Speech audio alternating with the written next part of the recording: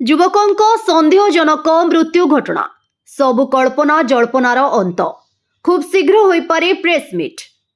नंदपुर सदर पंचायत भंडारी साहिर युवकों सन्देहजनक मृत्यु घटना उपरू पर्दाफाश करिब नंदपुर पुलिस। सबु कल्पना जल्पनार अंत घटाई नंदपुर पुलिस। शव व्यवच्छेद रिपोर्ट वैषयिक दलर जांच सह सीडीआर रिपोर्ट आधार पुलिस को बड़ सफलता मिलिथिबा कुहाଯାଉଛି। तेबे खूब शीघ्र एही घटना प्रेस मीट करबा नै आभास मिलुछि। सूचित जे गत शुक्रवार राति मृत कैलाश किछि सांग रात्र पार्टी करी घर को फेरीथिले।